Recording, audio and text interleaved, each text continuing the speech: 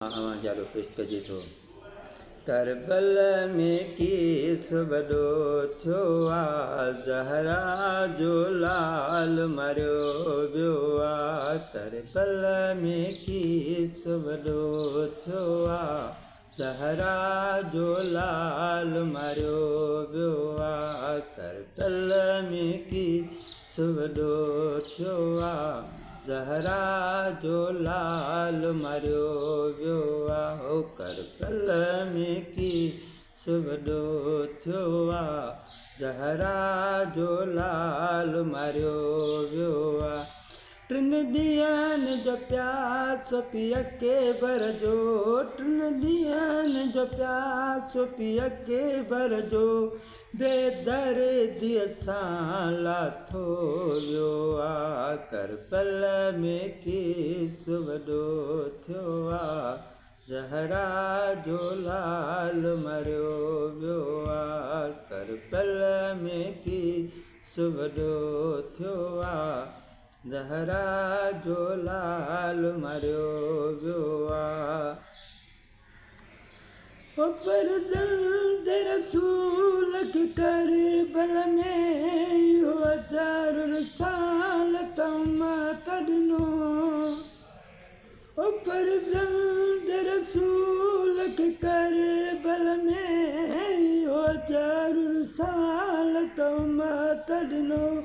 जंहिं गल खे पैगंबर चुमंदो हुयो, जंहिं गल खे पैगंबर चुमंदो हुयो, जंहिं गल खे पैगंबर चुमंदो हुयो, उन गल ते खंजर हलायो वियो आ। करबल में कीस वॾो थियो आ, ज़हरा जो लाल मरियो वियो आ। करबल में कीस वॾो थियो आ, ज़हरा जो लाल मरियो वियो आ।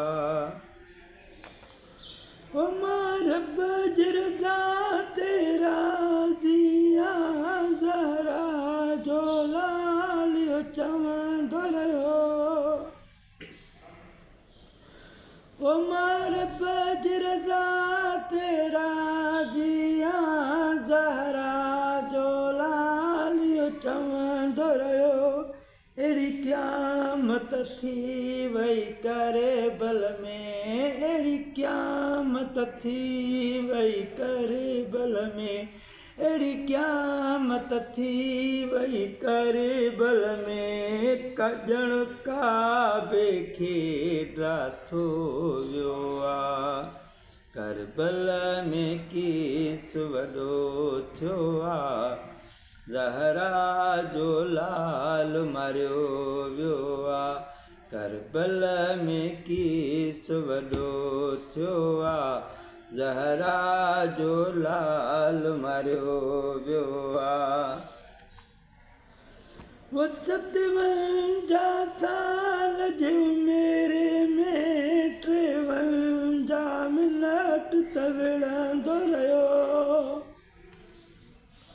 वो 57 साल जी उमिरि में 53 मिनट त विढ़ंदो रहियो।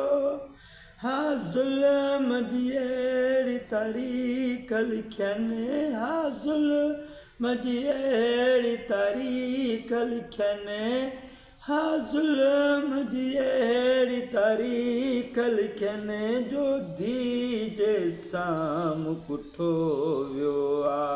करबल में कीस वॾो थियो आ, ज़हरा जो लाल मरियो वियो आ। करबल में कीस वॾो थियो आ, ज़हरा जो लाल मरियो वियो आ। जंहिं जाइ दिलि थो उते क़त्लु न थियो, जिते क़त्लु थियो उते दफ़न न थियो। जंहिं जाइ दिलि थो उते क़त्लु न थियो, जिते क़त्लु थियो उते दफ़न न थियो।